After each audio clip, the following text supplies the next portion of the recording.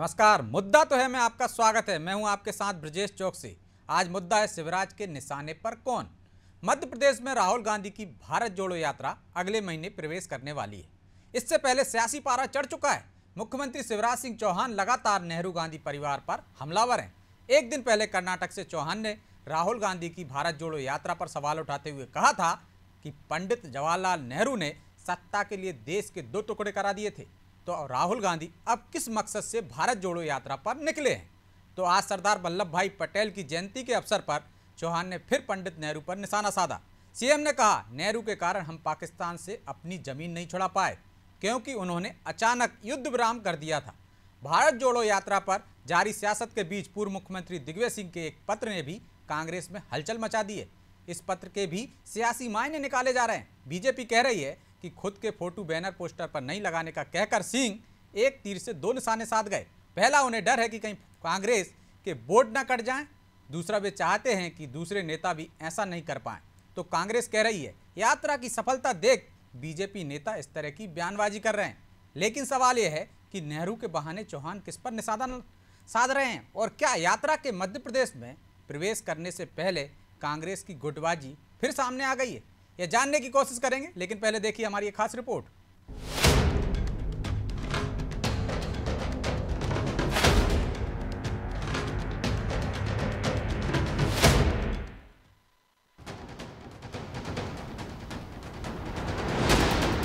मध्य प्रदेश में समय से पहले प्रवेश कर रही राहुल गांधी की भारत जोड़ो यात्रा पर शिवराज सिंह चौहान ने करारा हमला किया। उन्होंने कर्नाटक की धरती से राहुल पर निशाना साधा। कलबुर्गी में भाजपा ओबीसी वर्ग के सम्मेलन में शिवराज सिंह चौहान ने कहा कि भारत विभाजन के लिए पंडित नेहरू जिम्मेदार थे।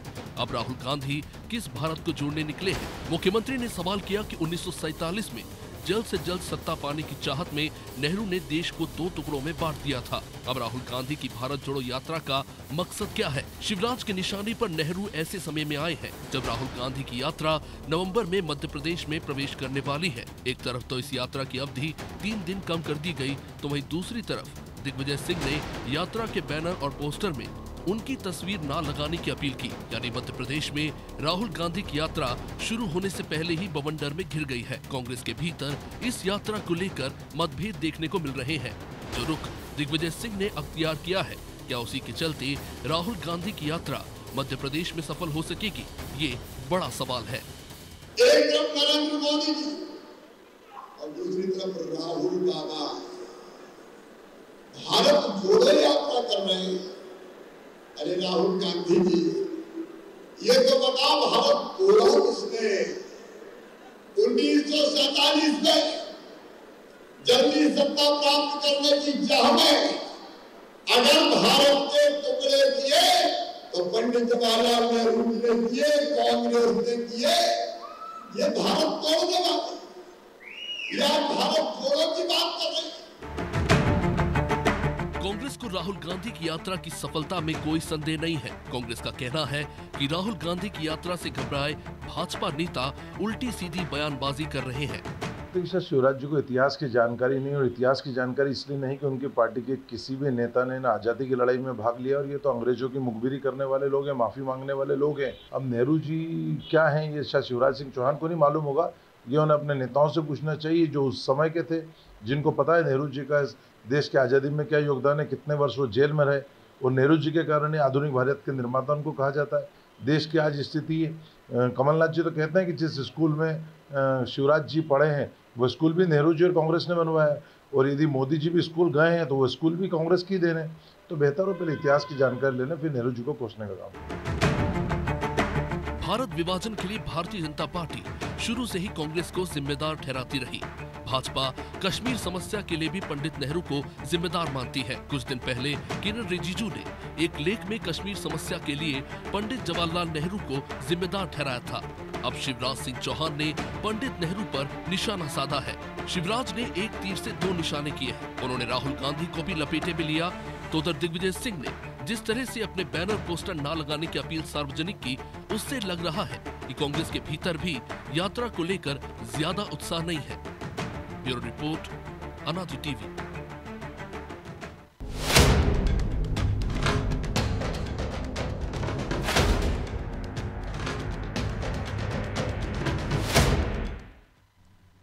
तो इस मुद्दे पर चर्चा के लिए हमारे साथ मौजूद हैं कांग्रेस नेता फिरोज सिद्दीकी, बीजेपी नेता गोविंद मालू और वरिष्ठ पत्रकार राजेश जौहरी।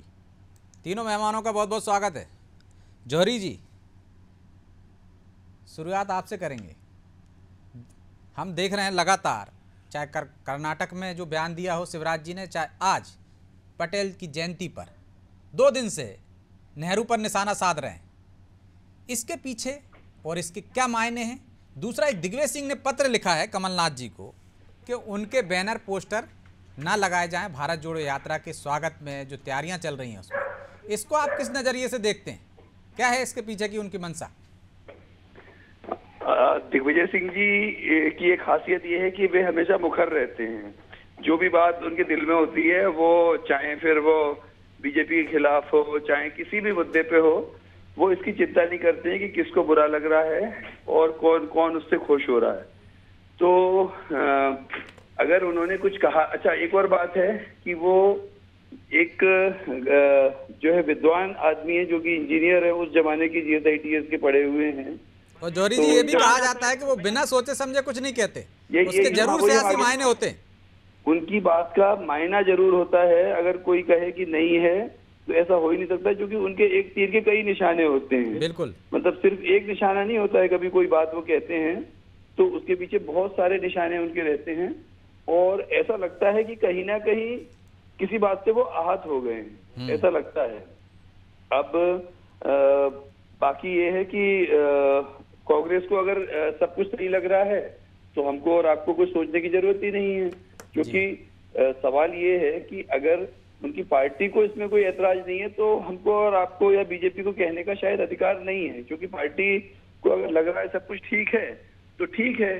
अब एक बात बस ये छोटी सी बोलनी थी अभी, जो हमारे दिमाग में बार बार आती है हमेशा, कि ये जो कांग्रेस का हमेशा से कहना रहता है, बीजेपी का कहना रहता है, बीजेपी का कहना रहता है कि उन्होंने जो भारत विभाजन के लिए जिम्मेदार माना है उनको, अपने कांग्रेस नेहरू जी को माना, नेहरू जी को और कांग्रेस। लेकिन इससे भी बड़ी बात यह है, बीजेपी भूल जाती है, जो कि हमेशा आजकल, अभी 3-4 दिन पहले किसी स्कूल में, बड़ा स्कूल है इंदौर का, उसमें एक लेक्चर था, उसमें बातचीत हुई, तो वहां पे एक बच्चे ने लेक्चर के बाद ये पूछा कि सर आप ये बताइए कि हमारा देश एक भी लड़ाई भारत से हारा नहीं, फिर कैसे भारत के पाकिस्तान अधिकृत कश्मीर कैसे हो गया, अक्षय चीन कैसे हो गया, और इतनी सारी जो हमारा गिलगिट बाल्टिस्तान कैसे चला गया पाकिस्तान के पास, जबकि 47 में भी जो कबायदियों ने हमला किया था उसमें भी हम जीते थे।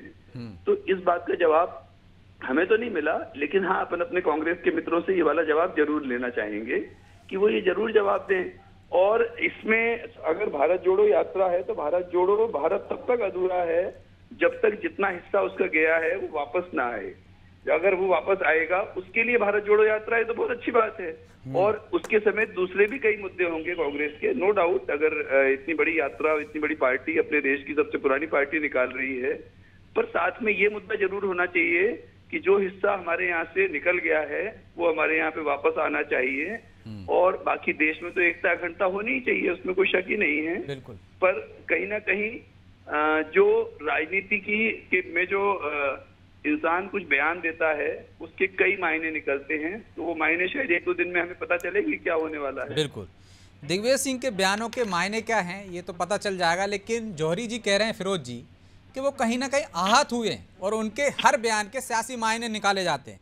एक और सवाल उन्होंने खड़ा किया है कि जब हम कोई युद्ध नहीं हारे तो पाकिस्तान में हमारा हिस्सा क्यों चला गया कश्मीर का, इस पर भी बात होनी चाहिए। और ये भारत जोड़ो यात्रा जो निकाली जा रही है, ये जोड़ने के लिए निकाली जा रही है। भारत में तो अखंडता होनी चाहिए, लेकिन उस हिस्से को जोड़ने की भी बात हो रही है क्या?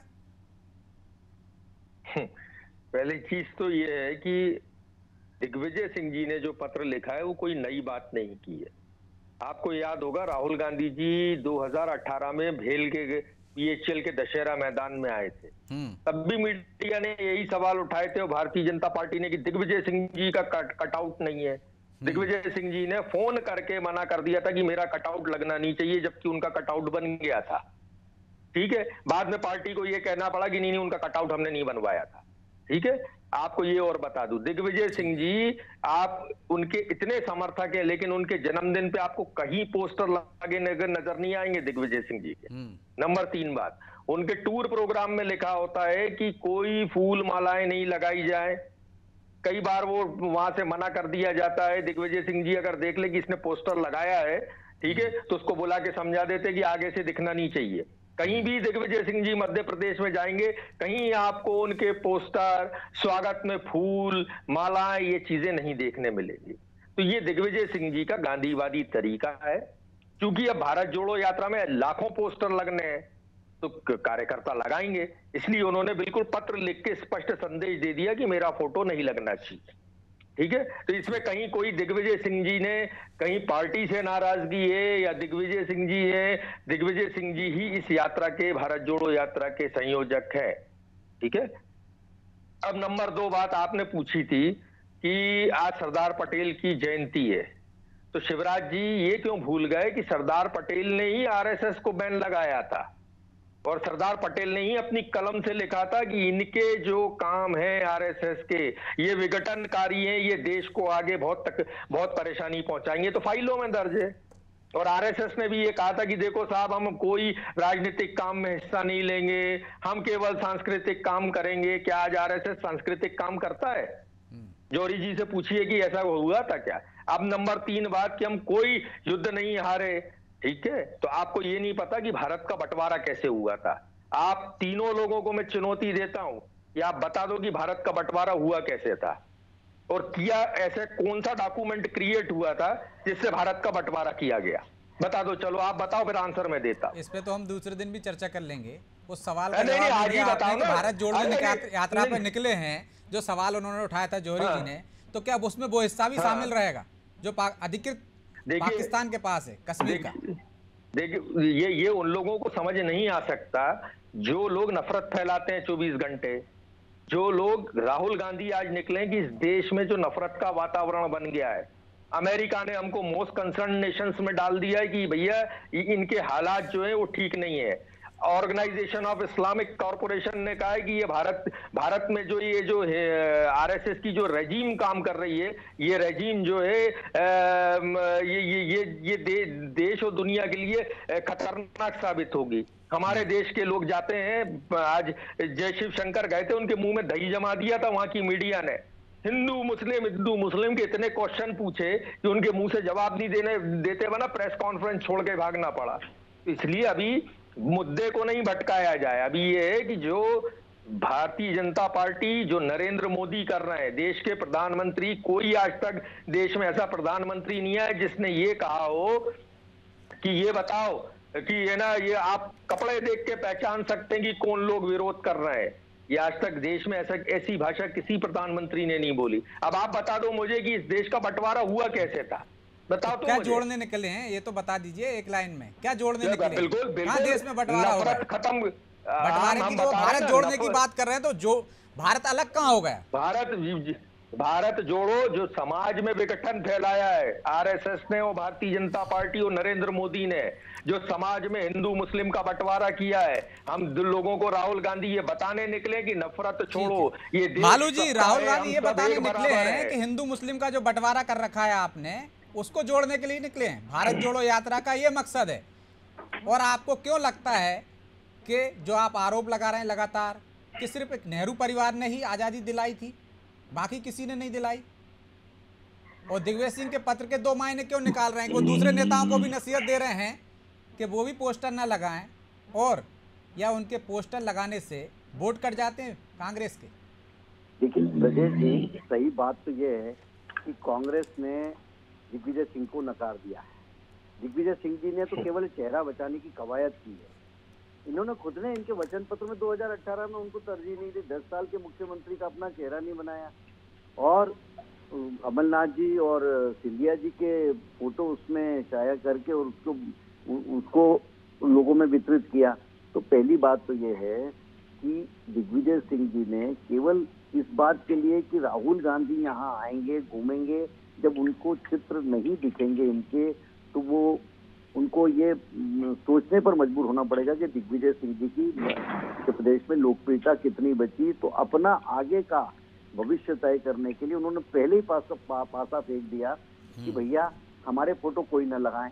वैसे ही नहीं लगाने वाले थे लोग तो, क्योंकि वो उनका मिस्टर बंटा ढार के नाम से फेमस है वो मध्य प्रदेश में, पहली बात। दूसरी बात, जहाँ तक नेहरू जी का सवाल है और ये बंटवारे का सवाल है, बंटवारा तो वास्तव में नेहरू जी की जल्दबाजी में और जिद में हुआ। ये तो भारत का बंटवारा कभी नहीं होता, उनकी अपनी महत्वाकांक्षा उसके कारण वो कैसे और अरे वो कैसे भाई, हम बताओ ना आप कैसे नेहरू जी की जल्दबाजी में कैसे हुआ, हम समझे तो आपकी बात। नेहरू को प्रधानमंत्री पहले तो ये बताओ कौन सा इंस्ट्रूमेंट ऐसा क्रिएट किया था लॉर्ड गवर्नर जनरल ने या माउंट बैटन ने या सी गोपालाचार्य ने या नेहरू जी ने, जिससे देश का बंटवारा हो गया। पहले तो वो बताओ कैसे देश का बंटवारा हुआ, इस देश को आजादी कैसे मिली वो भी बताओ हमको। कि अंग्रेज थे वो साकल चला के लोग चले गए, हम आए साकल खोल के अंदर घुस गए, ऐसा हुआ था क्या? मुस्लिम लीग अलग क्यों बनी, जिन्ना अलग क्यों हुए? नेहरू की महत्वाकांक्षा से जिन्ना अलग हुए और उन्होंने मुस्लिम लीग बनाई। फिर खिलाफत आंदोलन चला जो खलीफाई आंदोलन था, जिससे कई लोग अलग हो गए। और उसके बाद अच्छा तो ये बताओ आप मुस्लिम लीग जो जिन्ना की मुस्लिम लीग थी, एक मिनट आप बताते जाओ ना, हम समझते तो फिर आप बोलते रहना। जिन्ना की मुस्लिम लीग में श्यामा प्रसाद मुखर्जी डिप्टी सीएम क्यों थे वेस्ट बंगाल के? आज पर होगा बंटवारा, उसके बाद बंटवारे ये बताओ श्यामा प्रसाद मुखर्जी जिन्ना की मुस्लिम लीग में क्या कर रहे थे? और माउंट बेटन के मोह में पास में बंद कर ब्रिटिश गवर्नमेंट के, ब्रिटिश रूलर्स के बात को माना, क्योंकि वो तो विभाजन चाहते ही थे। वो चाहते थे कि ये एक ताकतवर देश न बने, इसका विभाजन हो जाए, तो बांटो राज करो की नीति जो अंग्रेजों की थी उसकी तरफदारी, उसको टो करने का काम नेहरू जी ने किया। और उसके बाद हमारे मुख्यमंत्री जी ने कल भी कहा कि काका कालेलकर की रिपोर्ट पिछड़े वर्ग आयोग की, उसको रद्दी की टोकरी में फेंक दी। उसके बाद राजीव गांधी आए, इंदिरा गांधी आई, राजीव गांधी आए, उन्होंने उसको फेंक दिया। मोदी जी ने उसको संवैधानिक दर्जा दिया पिछड़ा वर्ग आयोग को, और पिछड़ा वर्ग के लिए कई सारे रिकमेंडेशन को भी सुना होगा आपने, वो कह रहे थे कि नेहरू ये 1900 और कांग्रेस ने जो स्कूल बनाए उसी में शिवराज जी पढ़े हैं, मोदी जी पढ़े हैं, और आप कह रहे हैं कुछ किया नहीं। कश्मीर का जो नासूर है उन्हीं अस्पतालों में हुए हैं,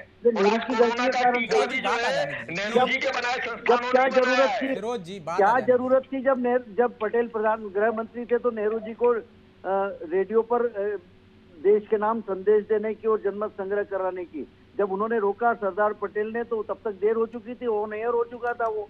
तो ये और फौजें भेजने की जहां तक बात है, उन्होंने कहा हरि सिंह नहीं मानेंगे, शेख अब्दुल्ला जब तक वहां के प्रधानमंत्री न बन जाए तब तक हम उसको विलय नहीं करेंगे। ये सब गलतियां नेहरू की थी। सोमनाथ मंदिर का मामला हो, भारत का मामला हो, विभाजन का मामला हो, जिन्ना की महत्वाकांक्षा कुल्हाचे मारे हो।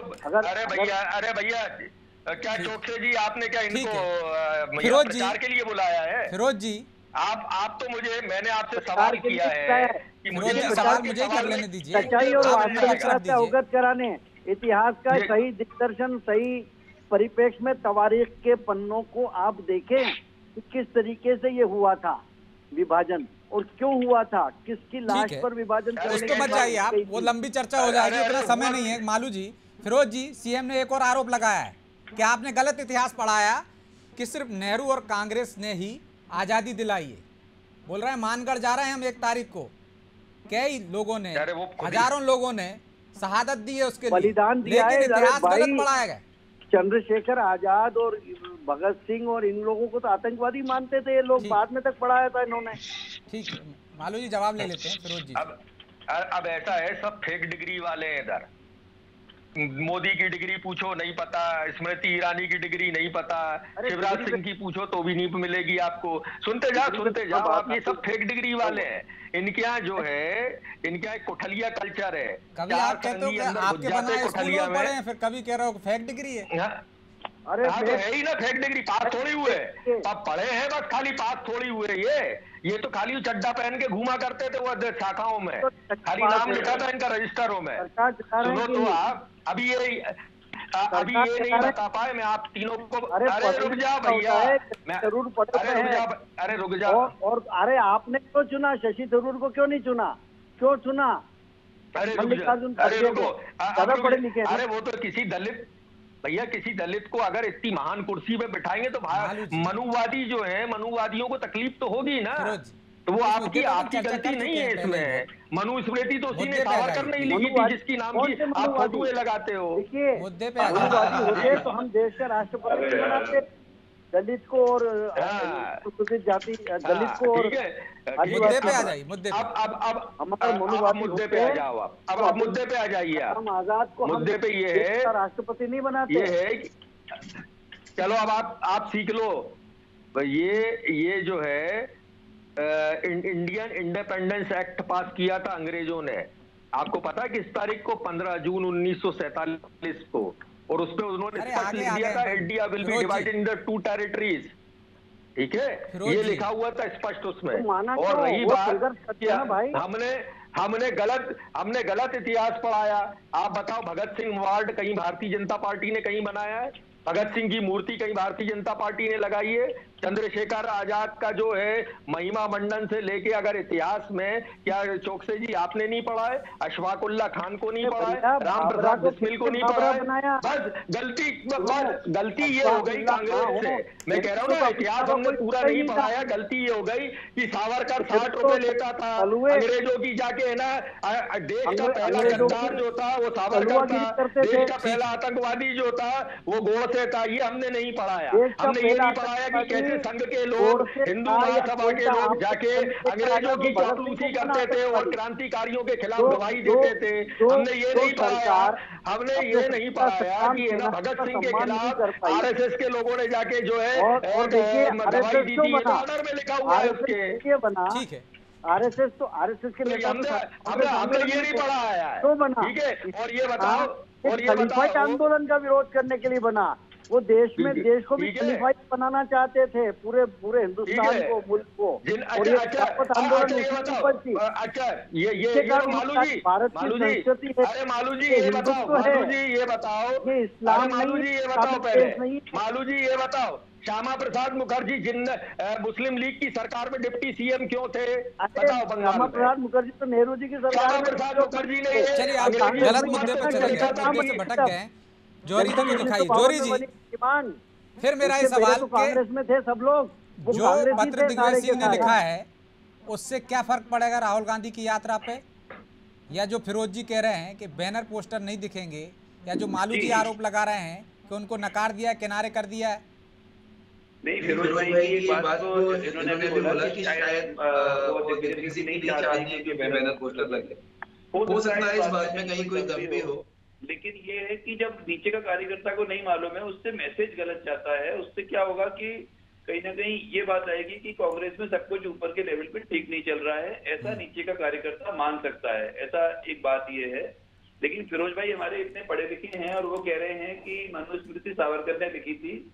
अब मनुस्मृति का नाम ही मनुस्मृति है, मनु ने लिखी थी, महाराज मनु ने, तो सावरकर ने कहाँ से लिख दी? एक बात ये है कि इसमें कहीं ना कहीं सुधार कर लेना चाहिए अपने रिकॉर्ड के लिए भविष्य में आपको जो है।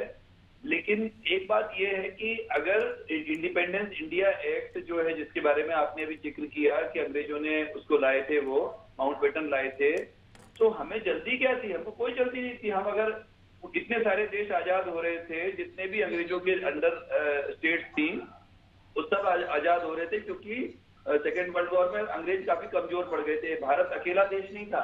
जिन देशों ने एक बार भी आंदोलन नहीं किया वो भी सब आजाद हो गए थे, तो भारत भी आजाद हो जाता।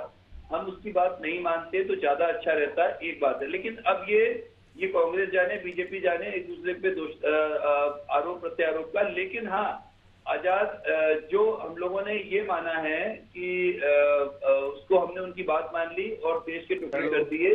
हेलो जी जोरी जी बोलिए। हाँ जी बोलिए जी, आपकी बात पूरी कीजिए। नहीं आ रही जोरी जी की आवाज आ रही है? उनको म्यूट कर जी दिया आप बोलिए। मैं अपनी टीम से बोलता हूँ कि फिरोज जी को आवाज नहीं पहुंच रही है, वो चेक कर लेंगे। आप बोलिए, अपनी बात पूरी कीजिए। अच्छा, तो अब उसमें ये था कि कहीं ना कारण कुछ भी रहा हो, अंग्रेजों ने कुछ भी प्रपोजल दिया हो, हमको उसको मानना नहीं था। क्योंकि आज खंडित भारत को लेकर, और मुद्दा सिर्फ खंडित का नहीं है, मुद्दा ये है कि लाखों लोग मारे गए उस चक्कर में। लाखों लोग जिनको 3 महीने 4 महीने पहले तक भरोसा था कि अब कुछ नहीं होगा, गांधी जी ने इतना बड़ा प्रॉमिस किया है, उनकी लाशें ट्रेन में रख के आई हैं। और यहाँ से भी गई लाशें, नो डाउट। अपन ये नहीं कह रहे हैं कि एक ही साइड से सब कुछ हुआ, कत्लेआम हुआ।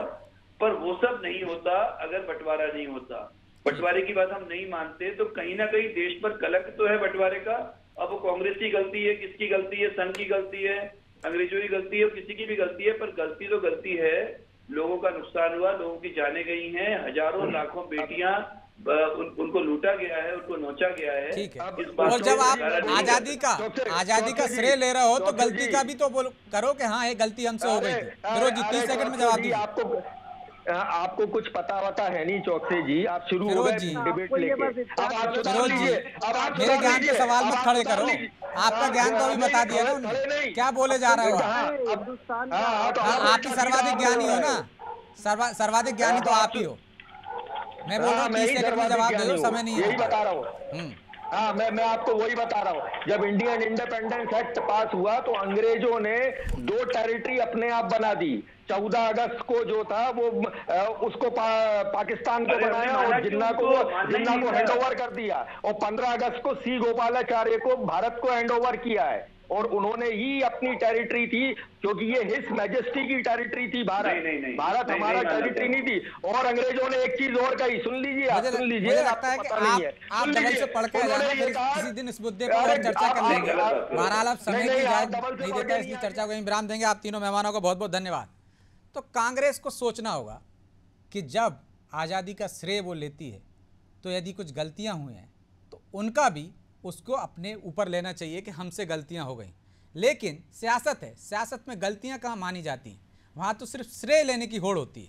तो यहाँ भी वही होड़ देखने को मिल रही। बहरहाल मुद्दा तो है। मैं इतना ही, मुझे दीजिए इजाजत और आप देखते रहिए अनादि टीवी। नमस्कार।